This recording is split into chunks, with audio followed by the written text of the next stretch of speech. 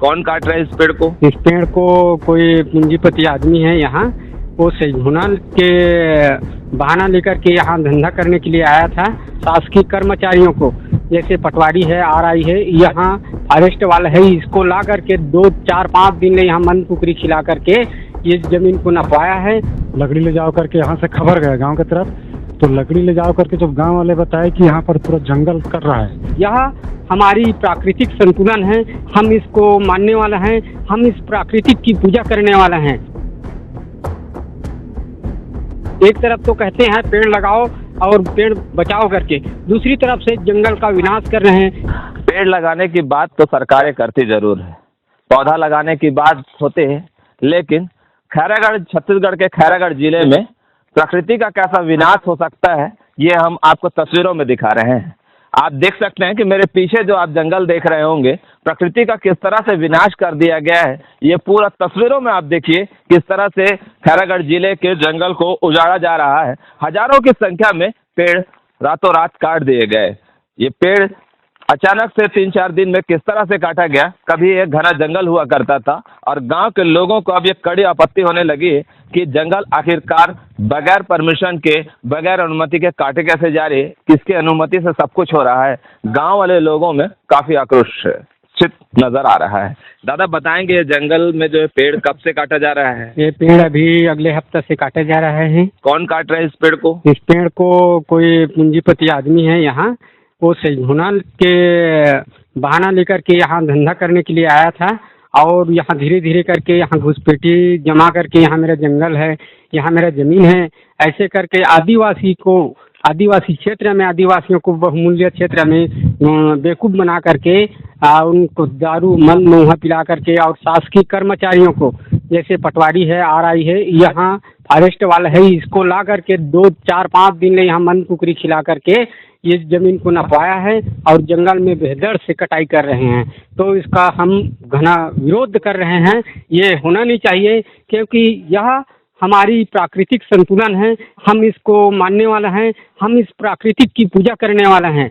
हम अनंत इसको कटने नहीं देंगे, हम इसका घोर विरोध करेंगे। अगर नहीं करेगा शासन और प्रशासन, एक तरफ तो कहते हैं पेड़ लगाओ और पेड़ बचाओ करके, दूसरी तरफ से जंगल का विनाश कर रहे हैं। जैसे उदाहरण के लिए हसदेव कटा है, उसी प्रकार से हमारे ग्राम पंचायत भोथली के आश्रित ग्राम भुजारी और उसके बीच ऊपर में खमाडी है, ये वीरान है। हम 70 साल से देश क्षेत्र को हम किसी हमारे पूर्वजों ने इसको खेती बाड़ी नहीं किया है और आज ये आकर के घुसपैठियों ने इस जंगल का विनाश कर रहे हैं और यह हम कटने नहीं देंगे, इसका घोर विरोध करेंगे।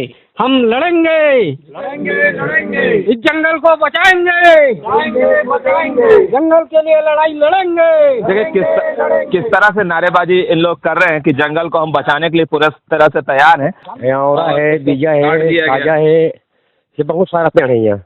आंवला बीजा, जैसे आप बता रहे हैं कि कब पता चला आपको ये कट रहा है? जब 4-5 दिन के बाद पता चली इससे। 4-5 दिन के बाद पता चला है। आप लोग को गांव में पता चला, कैसे पता चल पाया और अब आप लोग क्या चाह रहे हैं कि क्या करेंगे आप लोग? क्या है सर, कुछ लोग यहाँ ना लकड़ी ले जाओ करके यहाँ से खबर गया गांव की तरफ, तो लकड़ी ले जाओ करके जब गांव वाले बताए कि यहाँ पर पूरा जंगल कर रहा है, तो गांव वाले बताए कि पूरा जंगल, तब हमारे कोई आदमी ना भाई है ना, वो आज पता करे के बाद में यहाँ पर फिर कोई आपत्ति करी इसकी। ऐसा नहीं होना चाहिए। यहाँ टोटल इमारती लकड़ी कटा है, साजा है, बीजा है और क्या सैगोन है, तिलसा है, टोटल इमारती लकड़ी इन्हें जो कटी हुआ है। शासन प्रशासन ने कोई यहाँ चिन्ह नहीं है, सील जैसा लगता है फॉरेस्ट विभाग में, वहाँ कोई पहचान नहीं। आरा भी चला है यहाँ, वो क्या आ रहा है पता नहीं, और जेसीबी मशीन ने पूरा पेड़ को उखड़ा दिया है सर। अब पता नहीं उखड़ाने वाला, वो बता रहे हैं कि राजनांद गाँव खाए दौलत करके, वो आदिवासी का गैर आदिवासी, इसके बारे में कोई पता नहीं है। पहले तो बहुत अच्छा से था यहाँ पे और यहाँ का वातावरण भी बहुत अच्छा था, लेकिन अभी हम देख रहे हैं ना तो इतना ज़्यादा यहाँ वो देखने को मिल रहा है कि पूरा बर्बाद कर रहा है लकड़ी, ज़मीन, जगह, सब चीज़ को। तो हम इसके पूरा कड़ा विरोध में हैं। और ये हमारे ग्राम भुजारी से, हमारे ग्राम पंचायत भोथली से ग्राम भुजारी का आश्रित ग्राम खमाडी में आता है ज़मीन जगह। हम इसके पूरा फुल विरोध में हैं। गाँव वाले फुल विरोध करेंगे? हाँ, फुल विरोध करेंगे। जहाँ तक जाना पड़ेगा वहाँ तक जाएंगे हम लोग। ये खमाडी क्षेत्र है, हमारे छुई खदान वन परिक्षेत्र के अंदर आता है। ये कक्ष क्रमांक 240 और 39 से लगा हुआ क्षेत्र है, जिसमें जैसे कि सूचना मिली थी, फिर रेंजर साहब के द्वारा भी इसमें एक रिपोर्ट बना के हमको प्रस्तुत की गई है कि काफ़ी बड़ी मात्रा में कुछ मशीनों का यूज़ करके पेड़ों को काटा गया है। फॉरेस्ट एरिया के, नोटिफाइड फॉरेस्ट एरिया के बाहर का क्षेत्र है। एक सीमांकन फॉरेस्ट के और रेवेन्यू के अधिकारियों के द्वारा संयुक्त रूप से किया गया था। तो वो क्षेत्र तो प्राइवेट किसी का है, लेकिन चूँकि बड़ी संख्या में पेड़ों की कटाई की जानकारी मिली है, तो उसमें रेंजर साहब के द्वारा भी लिख के एसडीएम साहब को सूचित कर दिया गया है। मेरे द्वारा भी उनको बोला गया है कि इसमें रेवेन्यू विभाग के द्वारा जो भी आवश्यक कार्रवाई होगी वो की जाएगी। सर, हरे भरे पेड़ों को कटाई के लिए लगातार परमिशन की आवश्यकता होती है, परमिशन कहाँ से प्राप्त होती है?